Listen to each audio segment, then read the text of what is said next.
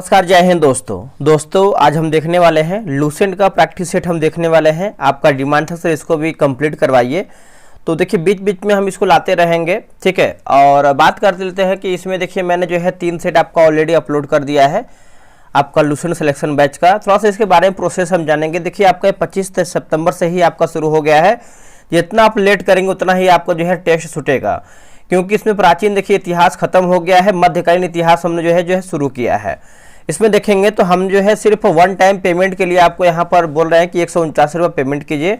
आपको 3 महीना में यानी दिसंबर तक जो है पूरा हम किताब को ख़त्म कर देंगे। संडे को भी इस बार हम छुट्टी नहीं कर रहे हैं, संडे को भी हम टेस्ट लेंगे, क्योंकि जितना जल्दी हम इसको ख़त्म करेंगे उतना ही जल्दी आप रिविज़न भी करेंगे।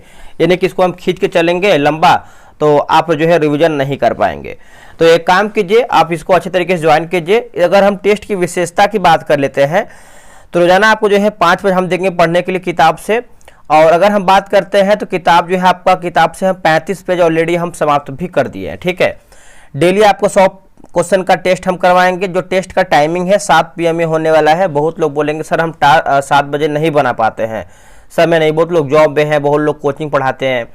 तो देखिए आपको PDF अपलोड हो जाएगा, साथ में आपको जो है बोर्ड अपलोड होगा। बोर्ड से भी आप चाहें तो दोबारा बना सकते हैं। टेलीग्राम क्विज बोर्ड से आपका टेस्ट होगा, फुल PDF 100 क्वेश्चन का दिया जाएगा। देखिए आप में से बहुत लोग ऐसे हैं जो कॉल करके पूछते हैं सर क्या क्या इसका प्रोसेस है। मेरे भाई पूरा मैंने इसमें लिख दिया है कैसे क्या प्रोसेस है, कितना पेमेंट लगेगा, टेस्ट का टाइमिंग क्या है। तो आप लोग फ़ोन ना किया कीजिए। देखिए सब लोग फ़ोन करेंगे तो किसका किसका हम रिसीव करेंगे।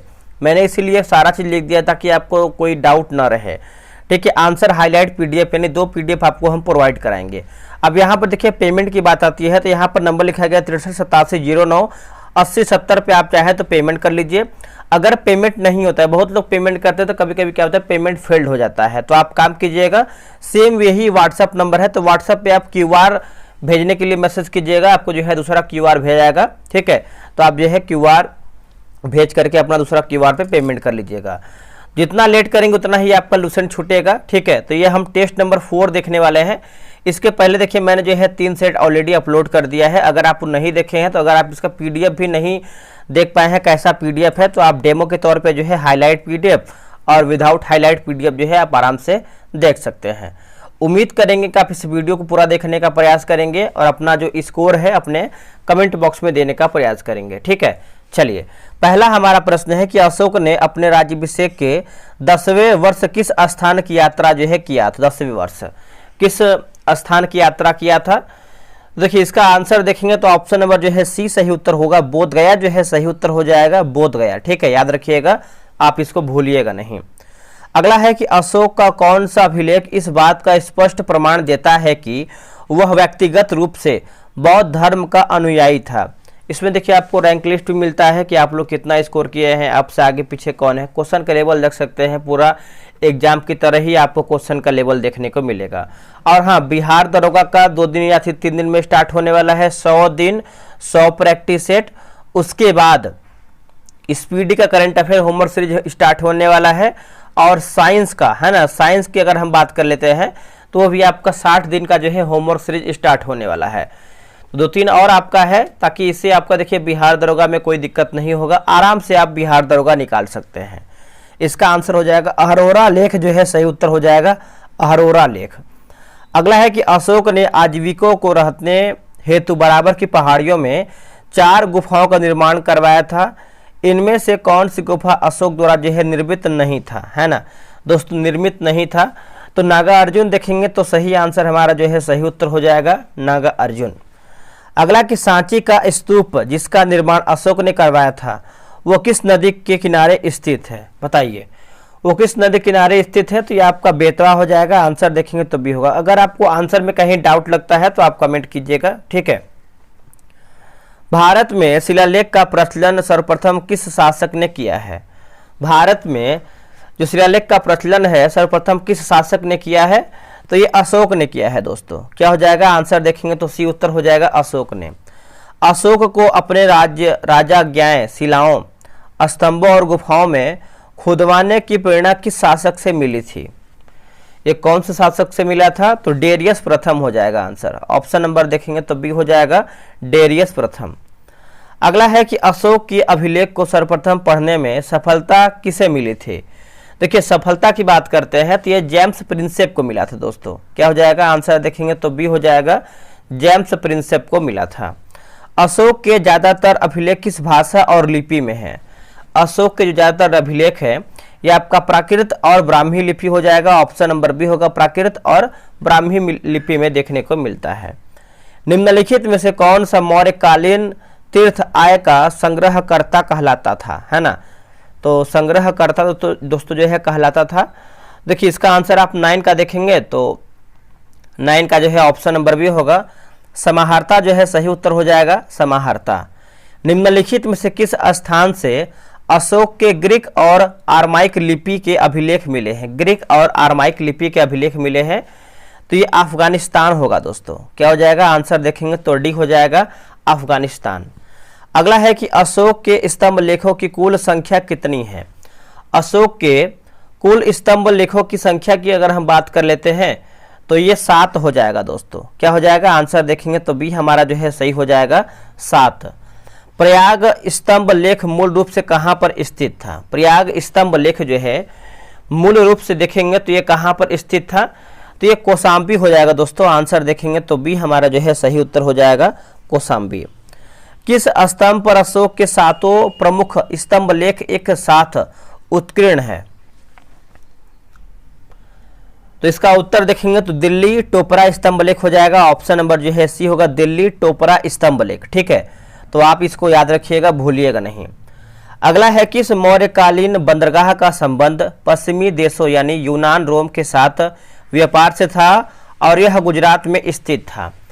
तो देखिए ये हो जाएगा भरूच हो जाएगा। ऑप्शन नंबर जो है 14 का सी हो जाएगा। किस स्तंभ लेख पर वृक्ष यानी बैल की मूर्ति है। बैल की मूर्ति है तो ये आपको हो जाएगा रामपूर्वा जो है इसका सही उत्तर हो जाएगा, रामपूर्वा। Option number B. किस मौर्यकालीन बंदरगाह को मसालों के व्यापार के लिए जाना जाता है और यह केरल में स्थित था। तो यह केरला में स्थित है तो ये आपको हो जाएगा मुजरिस हो जाएगा दोस्तों। क्या होगा मुजरिस जो है, ऑप्शन नंबर सी होगा, मुजरिस। अगला है कि अशोक के किस स्तंभ का शीर्ष हाथी की मूर्ति वाला है ना, हाथी की मूर्ति वाला है तो ये हो जाएगा संकिसा स्तंभ हो जाएगा। क्या होगा आंसर, संकिसा स्तंभ। Option number C. अशोक ने बौद्ध धर्म के प्रचार के लिए अपने पुत्र महेंद्र और पुत्री संघमित्रा को कहां पर भेजा था। तो श्रीलंका हो जाएगा आंसर। ऑप्शन नंबर देखेंगे तो सी होगा। ये देखिए व्हाट्सएप नंबर है, आप इस पे व्हाट्सएप कीजिएगा अगर आपका पेमेंट नहीं होगा तो। अगला है कि प्रयाग स्तंभ लेख पर कितने कालखंडों की अभिलेख अंकित हैं। कितने कालखंडों के अभिलेख दोस्तों आपका अंकित है। तो देखिए इसका आंसर आप देखें क्वेश्चन नंबर 19 का, है ना। तो ऑप्शन नंबर जो है बी होगा, 3 दोस्तों हमारा जो है सही उत्तर हो जाएगा, 3 याद रखिएगा सभी लोग। चलिए आगे बढ़ते हैं। अगला है खरोष्ठी लिपि किस ओर से किस ओर लिखी जाती है।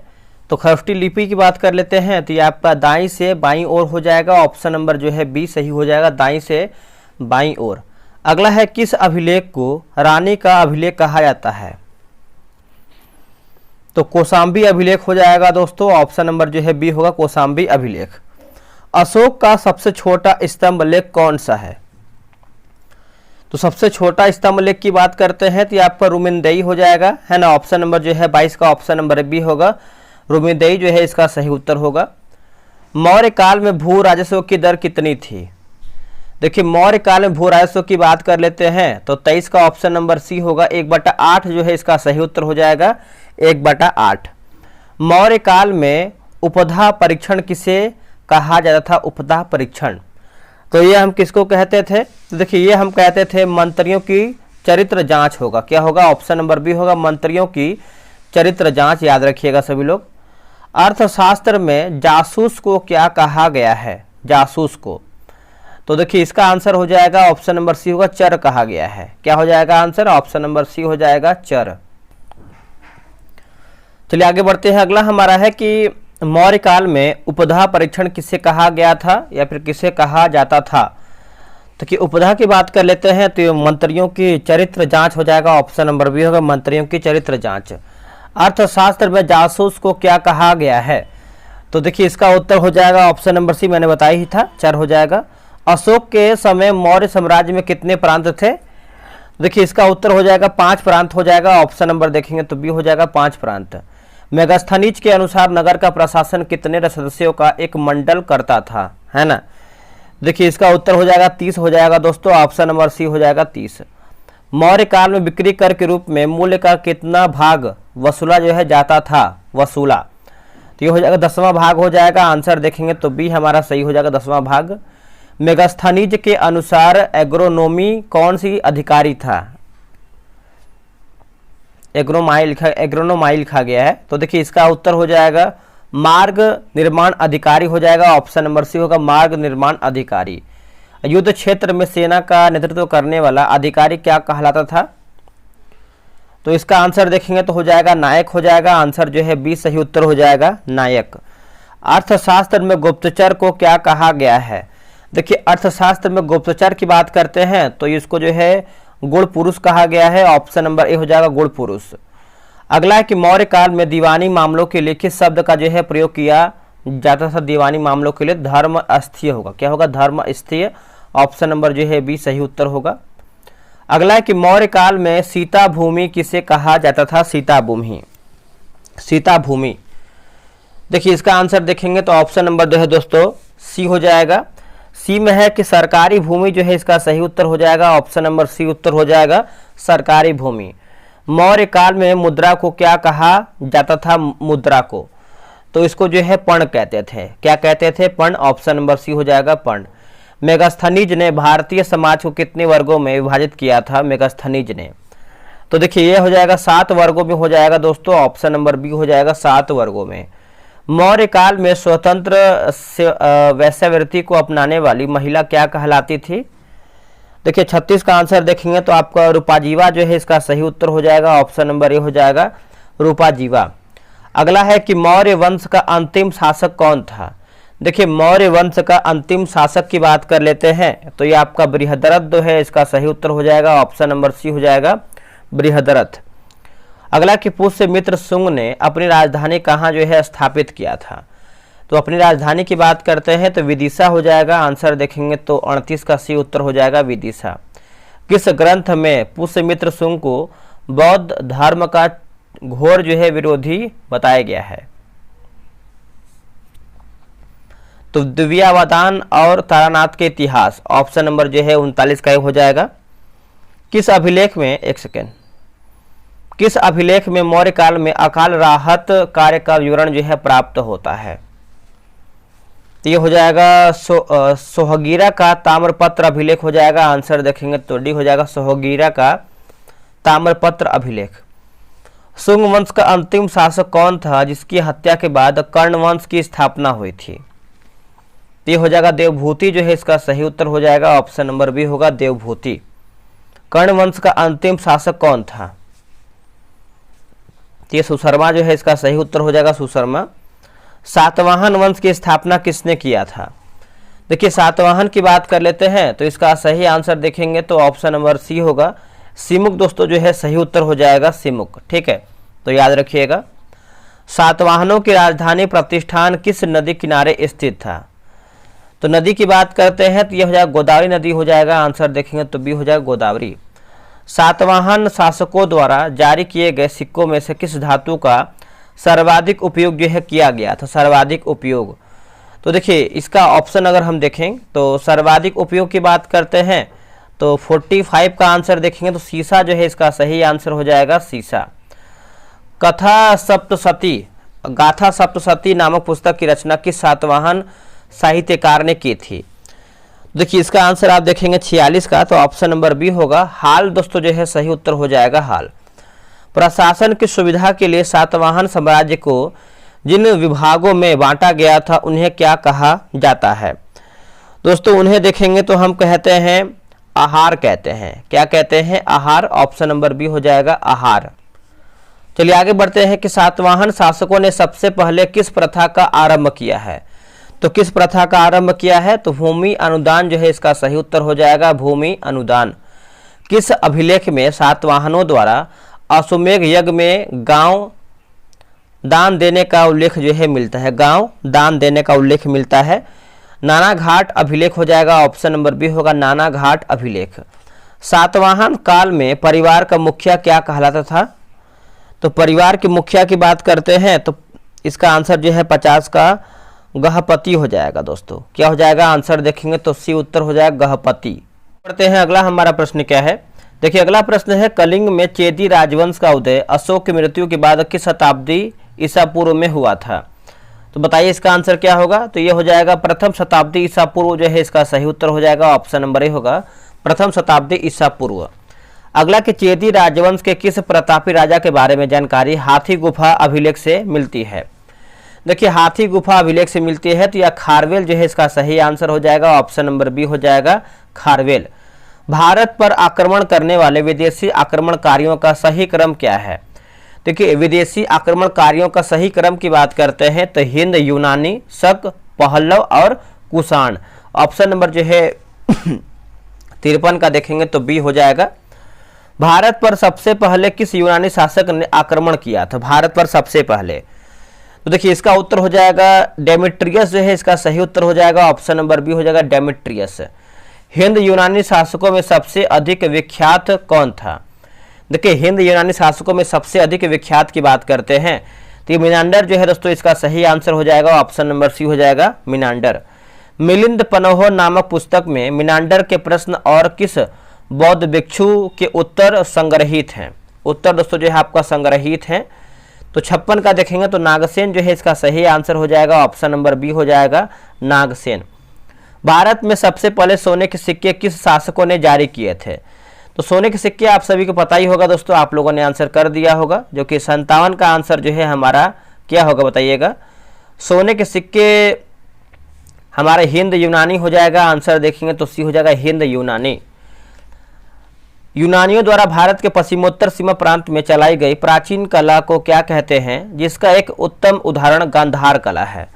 जिसका एक जो है उत्तम उदाहरण जो है गांधार कला है तो हेलेनिस्टिक आर्ट हो जाएगा, ऑप्शन नंबर देखेंगे तो बी सही होगा। भारतीय नाट्य कला में यवनिका के नाम से क्या प्रसिद्ध हुआ है? देखिए यवनिका के नाम से देखेंगे तो पर्दा हमारा जो दोस्तों जो है प्रसिद्ध हुआ है, आंसर सी हो जाएगा पर्दा। अगला गैल्मिक किस सैनिक टुकड़ी का प्रधान होता था? गैल्मिक, तो गौल्मिक लिखा गया है। गौल्मिक की बात कर लेते हैं तो 9 रथ, 9 हाथी, 25 घोड़े और 45 पैदल सैनिक, ऑप्शन नंबर बी होगा। शकों का सबसे प्रतापी शासक कौन था? तो ये हो जाएगा रुद्रदामन प्रथम जो है इसका सही आंसर हो जाएगा, ऑप्शन नंबर बी होगा रुद्रदामन प्रथम। चलिए आगे बढ़ते हैं। किस शक शासक ने काठियावाड़ की अर्ध शुष्क सुदर्शन झील का जो है जीर्णोद्धार किया है? बताइए इसका आंसर क्या होगा? तो देखिए हो जाएगा रुद्रदामन प्रथम जो है इसका सही आंसर हो जाएगा, ऑप्शन नंबर बी होगा रुद्रदामन प्रथम। शक मूलतः कहाँ के निवासी थे? जो शक थे मूलतः कहाँ के निवासी थे? तो ये थे 63 का देखेंगे तो मध्य एशिया के निवासी थे दोस्तों, ऑप्शन नंबर जो है सी हो जाएगा मध्य एशिया के निवासी थे। अगला है किस गुप्त सम्राट को सबसे अधिक विख्यात विक्रमादित्य जो है माना जाता है? सबसे अधिक विख्यात विक्रमादित्य माना जाता है तो ये हो जाएगा चंद्रगुप्त द्वितीय जो है इसका सही आंसर हो जाएगा, आंसर देखेंगे तो डी हो जाएगा चंद्रगुप्त द्वितीय। विक्रम संवत किस वर्ष जो है आपका प्रारंभ हुआ है? विक्रम संवत, तो देखिए इसका आंसर आप देखेंगे क्वेश्चन नंबर 65 का तो हो जाएगा सी हो जाएगा 58 ईसा पूर्व जो है इसका सही उत्तर हो जाएगा 58 ईसा पूर्व। भारत में शक राजा अपने को क्या कहते थे? भारत में शक राजा की बात करते हैं तो क्षत्रप कहते थे। क्या हो जाएगा आंसर? क्षत्रप। पार्थियाई लोगों का मूल स्थान क्या था? देखिए पार्थियाई लोगों का अगर हम मूल स्थान की बात करते हैं तो ईरान जो है इसका सही आंसर हो जाएगा, ऑप्शन नंबर देखेंगे तो बी हमारा जो है सही उत्तर हो जाएगा ईरान। अगला है किस पार्थियाई राजा के शासनकाल में सेंट टॉमस ईसाई धर्म का प्रचार करने भारत आया था? तो ये आपको हो जाएगा गोंडो फर्निस हो जाएगा, ऑप्शन नंबर जो है ए हो जाएगा। कुषाण वंश का संस्थापक कौन था? देखिए कुषाण वंश का संस्थापक की बात करते हैं तो कुजुल कटफिसेस जो है इसका सही उत्तर हो जाएगा, ऑप्शन नंबर जो है सी उत्तर हो जाएगा कुजुल कटफिसेस। चलिए आगे हमारा प्रश्न है कि शक संवत किस वर्ष से प्रारंभ हुआ जिसे भारत सरकार द्वारा प्रयोग में लाया जाता है? भारत सरकार द्वारा, देखिए इसका आंसर देखेंगे तो 78 ईस्वी हो जाएगा। आंसर देखेंगे तो डी हमारा हो जाएगा 78 ईस्वी। बौद्ध धर्म की चौथी बौद्ध संगीति किस शासक के काल में हुआ था? ये कौन से शासक के काल में हुआ था? तो ये हुआ था कनिष्क के शासन काल में। ऑप्शन नंबर सी हो जाएगा दोस्तों, कनिष्क जो है इसका राइट आंसर हो जाएगा कनिष्क। चरक संहिता की रचना किसने की, जो आयुर्वेद का विख्यात विद्वान था, आयुर्वेद का? तो ये हो जाएगा चरक जो है इसका सही आंसर हो जाएगा। आंसर देखेंगे तो डी हो जाएगा चरक। बुद्धचरित की रचना किसने की, जिसे बौद्ध का रामायण जो है कहा जाता है? तो अश्वघोष जो है इसका सही उत्तर हो जाएगा। ऑप्शन नंबर बी होगा अश्वघोष। किस शासक ने भारत में पहली बार बड़े पैमाने पर शुद्ध स्वर्ण मुद्राओं का प्रचलन किया है? तो कुषाण जो है इसका सही आंसर हो जाएगा। ऑप्शन नंबर जो है 74 का सी हो जाएगा कुषाण। किस भारतीय को भारत का आइंस्टीन कहा जाता है? भारत का जो है आइंस्टीन कहते हैं। तो 75 का हो जाएगा नागा अर्जुन जो है इसका सही आंसर हो जाएगा। ऑप्शन नंबर डी हो जाएगा नागा अर्जुन। मथुरा संग्रहालय में किस काल की मूर्तियों का संग्रह जो है अधिक मात्रा में है? तो अधिक मात्रा में देखेंगे तो 76 का हो जाएगा कुषाण काल जो है इसका राइट आंसर हो जाएगा। ऑप्शन नंबर बी हो जाएगा कुषाण काल। रेशम बनाने की तकनीक का आविष्कार सबसे पहले कहाँ पे हुआ था? देखिए सबसे पहले आप देखेंगे 77 का तो चीन में हुआ था दोस्तों। ऑप्शन नंबर जो है सी उत्तर हो जाएगा, चाइना में हुआ था। किस काल में बुद्ध की खड़ी प्रतिमा का निर्माण हुआ है? किस काल में बुद्ध की खड़ी प्रतिमा का निर्माण हुआ है? तो देखिए ये हो जाएगा कुषाण काल हो जाएगा। ऑप्शन नंबर बी हो जाएगा कुषाण काल। आगे बढ़ते हैं कि तिरुवल्लुवर द्वारा रचित किस ग्रंथ को तमिल भूमि की बाइबिल और पांचवा वेद जो है कहा जाता है? पांचवा वेद। तो पांचवा वेद की बात करते हैं तो तिरुकुलर जो है इसका सही उत्तर हो जाएगा। आंसर डी हो जाएगा, याद रखिएगा। परंपरा के अनुसार पांड्य राजाओं के संरक्षण में कुल कितने संगम आयोजित दोस्तों जो है किए गए हैं? तो संगम की बात करते हैं तो 3 हमारा जो है संगम हो जाएगा। ऑप्शन नंबर सी हो जाएगा 3। संगम साहित्य में कवियों और विद्वानों के परिषद के लिए संगम नाम का प्रयोग सर्वप्रथम किस शैव संत ने किया था? तो ये किया था तिरुनावुकरसु अप्पार। ऑप्शन नंबर जो है ए हो जाएगा। संगम काल का कौन सा ग्रंथ तमिल व्याकरण से संबंधित है और उसके रचयिता कौन थे? देखिए रचयिता की बात कर लेते हैं तो ये रहा आपके सामने ऑप्शन। 82 का आंसर क्या होगा? देखिए 82 का देखेंगे तो हो जाएगा तोल्कापियम। तोल्कापियर लिखा गया है। ऑप्शन नंबर बी होगा। लिखा गया है शिल्पाधिकारम पायलो का गीत महाकाव्य की मुख्य कहानी किन पात्रों पर आधारित है? तो पात्र के बारे में हो जाएगा तो कोवलन, कणगी और नर्तकी माधवी। आंसर हमारा देखेंगे तो बी हमारा सही उत्तर होगा। किस संगम साहित्य रचना को बौद्ध रुझान वाला महाकाव्य माना जाता है?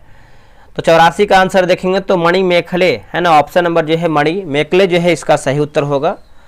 तमिल साहित्य के त्रिरत्न में निम्नलिखित में से कौन सा ग्रंथ शामिल नहीं है? तो कौन सा ग्रंथ देखेंगे तो शामिल नहीं है?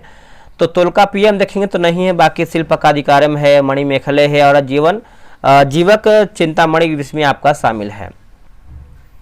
संगम साहित्य के अनुसार अकम और पूरम काव्यों का मूल विषय क्रमशः क्या है? तो मूल विषय की बात करते हैं तो प्रेम प्रसंग और युद्ध होगा। क्या होगा? प्रेम प्रसंग और युद्ध। Option number B. संगम युग के किस राज्य को सर्वाधिक शक्तिशाली माना जाता था? तो देखिए इसका उत्तर हो जाएगा चोल हो जाएगा। आंसर देखेंगे 87 का ए हो जाएगा चोल। अगला है कि करिकाल ब्राह्मण मतानुयायी था और उसने किस धर्म को राजकीय संरक्षण जो है प्रदान किया है? तो हो जाएगा ब्राह्मण धर्म हो जाएगा। आंसर देखेंगे तो डी हो जाएगा ब्राह्मण धर्म। वेणी युद्ध में करिकाल ने किस राज्यों का जो है पराजित किया था? तो देखिए इसका आंसर देखेंगे तो सही आंसर हमारा जो है 89 का सी हो जाएगा। पांड्य और चेर सहित 11 राजाओं को जो है इसका सही उत्तर हो जाएगा, सी इसका सही होगा। अगला है करिकाल ने अपनी राजधानी उरैयूर से कहाँ जो है स्थानांतरित किया था? उरैयूर को। तो कावेरीपत्तनम पुहार जो है सही होगा, कावेरीपत्तनम पुहार। पेरुनानुपादे में करिकाल को किस चीज का जो है विशेषज्ञ बताया गया है? तो किस चीज को विशेषज्ञ बताया गया है? तो देखिए इसका उत्तर हो जाएगा संगीत के सप्त स्वरों को बताया गया है। ऑप्शन नंबर सी हो जाएगा, संगीत के सप्त स्वरों को बताया गया है। संगम युग का दूसरा राज्य चेरो का था जो आधुनिक किस प्रांत में स्थित था? तो देखिए इसका उत्तर हो जाएगा केरल जो है इसका सही आंसर हो जाएगा, ऑप्शन नंबर बी हो जाएगा केरल। किस चेर राजा ने अधिराज की उपाधि अधिराज की जो उपाधि है ग्रहण किया था और पत्नी नामक धार्मिक संप्रदाय को प्रतिष्ठित किया है? तो देखिए इसका आंसर देखेंगे तो सेन गुट्टुवन जो है इसका सही उत्तर हो जाएगा, सेन गुट्टुवन। चलिए आगे बढ़ते हैं। आगे हमारा है कि पांड्य राज्य की जीवन रेखा किन नदी के है ना, किस नदी को माना जाता है? तो इसका उत्तर हो जाएगा वेंगी जो है इसका सही उत्तर हो जाएगा, ऑप्शन नंबर सी होगा वेंगी। मेगास्थनीज ने पांड्य शासक को किस नाम से संबोधित किया है? तो देखिए इसका उत्तर हो जाएगा मावर जो है इसका सही उत्तर हो जाएगा मावर। संगम युग में भूमिकर को क्या कहा जाता था? भूमिकर को तो देखिए कराई जो है इसका सही आंसर हो जाएगा, ऑप्शन नंबर देखेंगे तो बी हो जाएगा कराई, याद रखिएगा। अगला है कि संगम युग में राजा का जन्मदिन किस नाम से जाना जाता था? राजा का जन्मदिन।